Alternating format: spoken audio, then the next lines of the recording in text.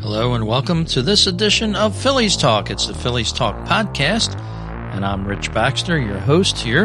And I want to wish everyone a happy Cyber Monday. This is Cyber Monday in the United States. It's November 28th, 2016, and I hope you got all your Phillies items on special sale today. Of course, most of us know around the U.S. anyway that today is one of the best days to take advantage of the sale online. I see online today at MLB.com they had a whole 25% off of all orders placed on Cyber Monday, and you usually get free shipping as well. So another great successful Cyber Monday, and I hope everybody got a chance to get down to the stadium. The Phillies gift shop really has a big clearance sale around Black Friday as well. So plenty of reasons to get out there and get your Phillies gear for the holidays as we look towards the new season in 2017.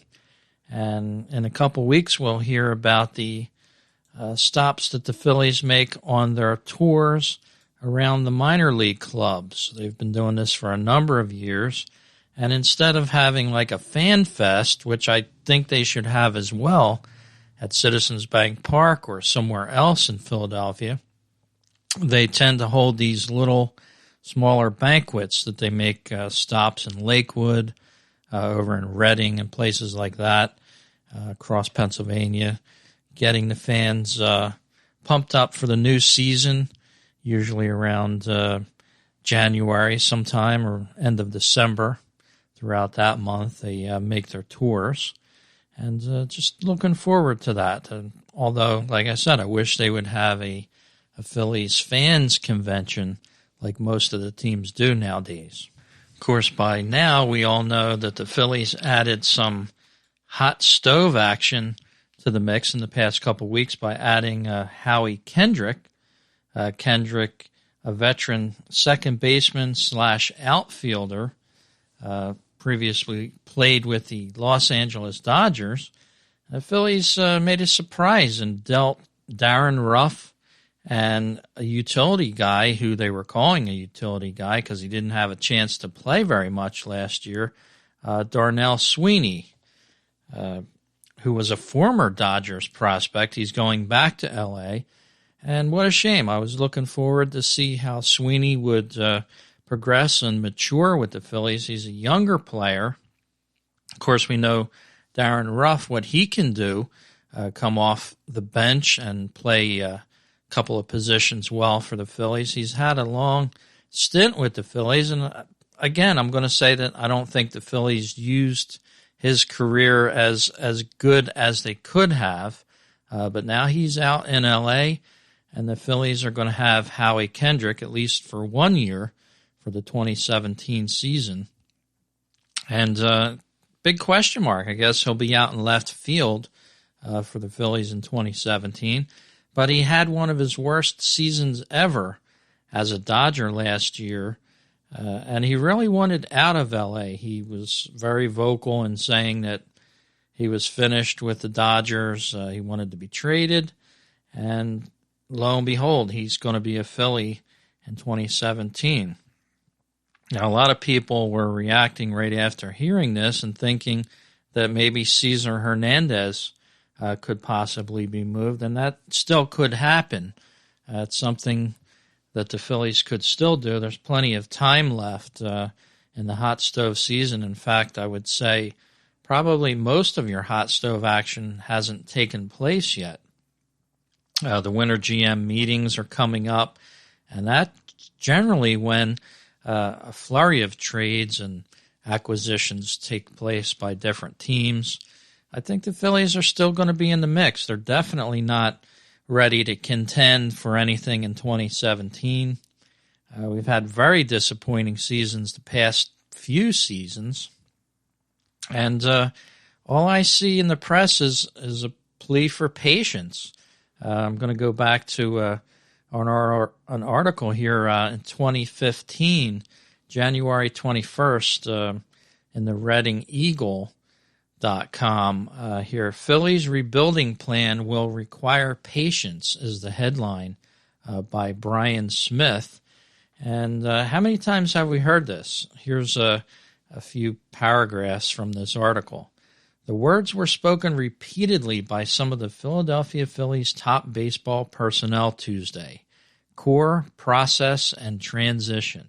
It's almost as if upper management got together to pound home their talking points before appearing at the Phillies winter banquet at the Crowne Plaza Reading. Manager Ryan Sandberg, General Manager Ruben Amaro, and Interim President Pat Gillick all spoke to the media about the Phillies' short-term and long-term future before taking the dais. So that was the way the article read a full year plus ago here, 2015. So we heard that again in January of 2016, before the 2016 season started. Of course, we had new management in place. The rebuilding plan will require patience. Now, that being said, the last few seasons we've had a heck of a lot of patience. So I'm not too sure that the Phillies fans are not losing their patience by now as we're going into 2017 here. They need to start making something happen with this team. Rebuilding it from scratch was an idea. We saw a lot of that in this past season. But I think the Phillies need to start moving a couple of these younger players. They looked like they're going to be good prospects for the Phillies, but that might not pan out with some of them. And what we've heard last season is the Phillies were stressing the fundamentals. Pete Mackanin went into spring training pledging that he was going to have these players following baseball as it should be played, in quotation marks, hustling, throwing the bases, throwing to the correct bases, running out every play, and we didn't see that in 2016. We saw a lot of mismanagement on the field.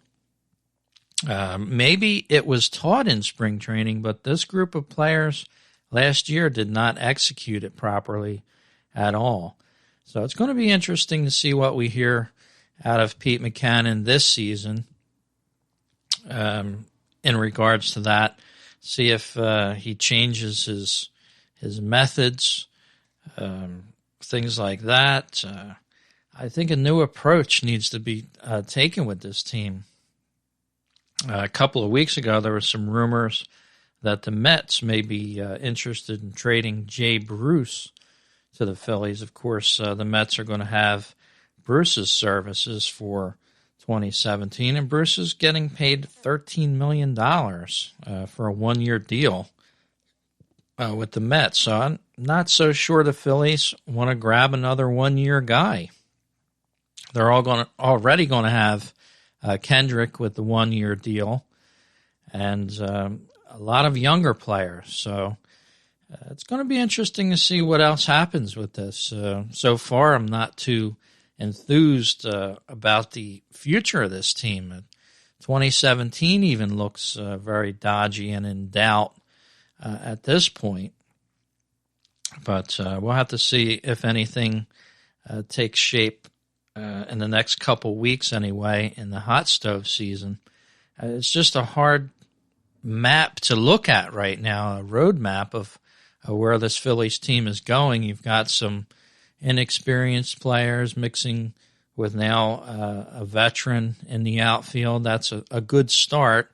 I'm not so sure that Kendrick is going to be that guy that delivers what the Phillies needs, and that, of course, is a lot of RBIs and a guy that can lead a team, basically. They picked up a reliever in Neshek. He's going to be making $6.5 million in 2017, and there's another one-year deal for you. So the Phillies not really thinking about a next couple years in 2017 so far, but they're sort of going to be taking it year by year, so to speak, with some of these players that they're acquiring.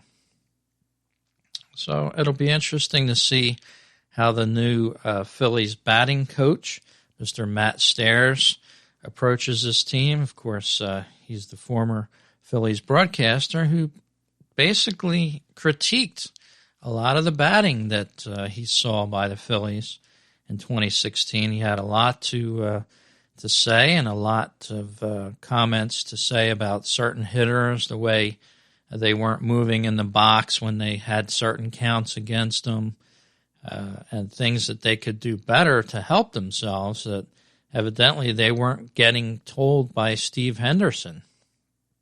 And incidentally, Henderson has been the hitting coach for the last several years for the Phillies, and probably one of the darkest few years that the Phillies have ever had offensively. They really have struggled, and hopefully this move to Matt Stairs will change things in 2017. So a few things to look forward to in 2017. It's not all doom and gloom.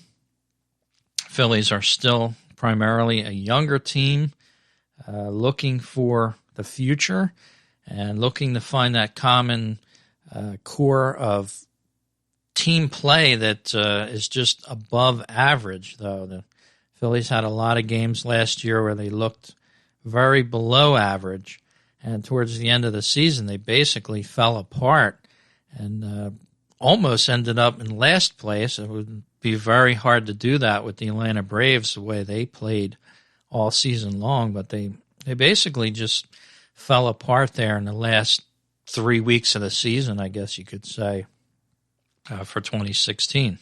And this hot stove rumor has just circulated today as I'm doing the podcast here, the end of November 2016. Apparently the Phillies and a couple other teams are interested in Brian Dozier from the Minnesota Twins. He played second base for the Twins last year and had a great offensive season. Really knocked in a lot of RBIs, almost 100 RBIs on the season with 99 and 42 home runs. So Dozier, only 29 years old, would be a great addition to this team. And, of course, again, that puts Cesar Hernandez trade rumors. Maybe he'll go over to the Twins. Not so sure that's an even type of trade. It'll be interesting to see what happens with that. But that's the kind of guy that the Phillies need, a guy that can give them 100 RBIs. It's going to equal to winning games, a lot more games than Cesar Hernandez was able to win for the Phillies. Of course, he had raised his batting average pretty well during the 2016 season, but when it comes to coming through in the clutch for the Phillies, he really didn't do the job. So I kind of think Hernandez will be in a different uniform for 2017. We're going to have to see if that's the case. And hopefully for the Phillies, who need to put a lot more runs up on the board, that will be the case. And they can get a guy like Dozier, who signed through the 2018 season at a very reasonable combination of $15 million for 2 years. So Fangraphs.com did a analysis of how good Dozier did in 2016, and though he didn't make very much in 2016, it equated to a $47.2 million, the kind of numbers he put up. And again, that's just a subjective comment from Fangraphs.com. Kind of doubt you could put a number like that on 42 home runs and 99 RBIs, but that's what they came out and said. So basically, Dozier is a good bargain. If the Phillies can grab him, that would be a tremendous coup for him. I would even say trade Hernandez and, throw in a starting pitcher or a reliever for him, possibly, if Twins would like to entertain that. But it would be interesting. Like I said, there's other teams looking at Dozier as well. Of course, they would love to pick up almost 100 RBI type of guy. And maybe the Twins will end up keeping him as well. So there's a lot of hot stove conjecture and talk at this time, but not too much action from the Phillies. They're still trying to make things happen, and to their credit, of course. Well, we'll take a short break here and a couple of commercials for you on the show, and we'll be back with some more Phillies talk right after these messages on Phillies Talk Podcast. Hi, I'm Gary Mack from Mets Musings, and you're listening to Rich and Jim on Phillies Talk, right here on BaseballPodcast.net, the home of baseball podcasts. Hi, this is Gary Matthews. You're listening to Fighting Phillies Talk Podcast. Brewtown Sports is your source for Brewers news and notes. Join Mr. Brewtown as he keeps you up to date on all the happenings of your Milwaukee Brewers and Major League Baseball. Follow the show on Facebook and Twitter, Brewtown Sports. Listen 24/7 at BrewtownSports.podomatic.com. Hi, this is Gary Mack from Mets Musings, and you're listening to BaseballPodcast.net. You can hear my show and all the other baseball podcasts at BaseballPodcast.net, the home of great baseball talk shows.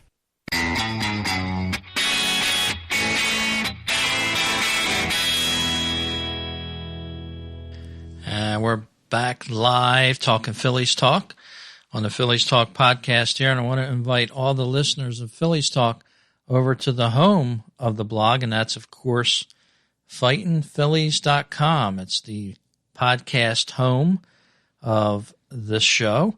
And you can find the podcast there and find a lot of articles as well throughout the season and, of course, the off season, all about the Philadelphia Phillies. One of my favorite times of year is the beginning of the season, actually, when the Phillies Media Guides come out. And I'm holding an edition of the 2016 Phillies Media Guide here as I'm doing the podcast, and figured I'd go through and do, since it's the off season, a few of the records that they have in here. And this one is under home runs. It's most home runs in 1 month by the Phillies team. And here's a few of the months with the total number of home runs hit in them, team highs. In April, the record is 39. That was set in 2008. And individual hitting home runs for that month, the record is held by Mike Schmidt, who hit 11 in 1976. Moving up to May, the team high is 42, also set in 2008. And the individual high for that month was Cy Williams, who hit 15 home runs and way back in 1923 for the Phillies. For June, it's a team high of 44 home runs. That was set in 2004, the first year of Citizens Bank Park. And a guy who really helped set that also set the individual high for June, and that, of course, is Jim Tomei. He hit 15 home runs in 2004 in June. For July, the record is 42, set in, well, you might have guessed it, 2008. And the individual high batter for that month, Chuck Klein, who hit 14 home runs in 1929 for the Phillies. Over to August, the record for the team is 43, set in 2009. Ryan Howard had the most home runs by a player for the Phillies in August. He hit 14 in 2006 for the Phillies. And in September, the record number of home runs for 1 month is 41, set back in 2007. Ryan Howard again, the high man in that year, hitting 11 in both 2007 and 2008. So he holds both records in the month of September. October, we've got 8 total home runs as a team high, hit in 1972, the first year the Phillies, I believe, were at the Vet. Or was it 1971? Well, somebody out there will have the right answer for me. And you can send it into the blog at rich@fightinphillies.com. And the individual high for October, Mike Schmidt, who hit 4 home runs in 1980 in October.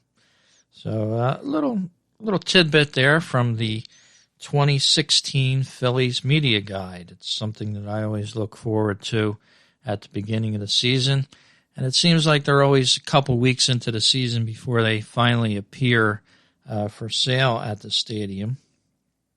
They used to give them away as part of the season ticket packages. You used to get a nice little envelope of goodies, with some coupons from different restaurants around Citizens Bank Park, and also a coupon for your free media guide. They threw that in when you bought even a partial season plan, but a couple years ago they took that away from the season ticket holders. Maybe they'll be bringing it back now that the Phillies aren't selling out every game, and they could bring some of them season ticket holders back by making them happy again and giving them some of the things that they took away at the height of the Phillies' success. It always made me wonder why the Phillies organization, the more successful a team got, like the Phillies in 2008, 2009, to a certain extent in 2010, the teams seemed to get skimpier as far as what they would give the fans who supported them. Buying these tickets and season ticket plans and things like that, they took things away from them when they were making the most money with all those fans coming to the stadium. Kind of a strange situation. But anyway, back to the Phillies Talk podcast here. I want to encourage you to follow the Twitter feed of Fightin' Phillies. That's at Fightin' Phillies. You can subscribe to that. And also, a brand new announcement just for tonight's show. Check out the YouTube channel that's coming up for the Phillies Talk podcast. By the time the new year rolls around, that will be in effect. All of the shows from 2017 on will be also on the YouTube channel. So you want to subscribe to that. Just search Phillies Talk Podcast on YouTube and hit the subscribe button. And, of course, around the holidays, you'll be able to go to fightinphillies.com and also find that address for the Phillies Talk Podcast YouTube channel. And, of course, you'll be able to listen to live streams of the show as the show is done live. As I record this, you'll be able to listen to it live, of course. And I know a lot of you like to listen to the show on the podcast form because you can make your own time to listen to the show, and that's great too. So I want to wish you all a great holiday season. I'll be talking to you again right before Christmas, maybe even twice in December, as we're chugging along here, getting ready for winter, and just a few more months now to the startup of spring training. We'll be talking about spring training in a couple of weeks and a couple different shows dedicated to spring training, of course. That's also a great time of the year.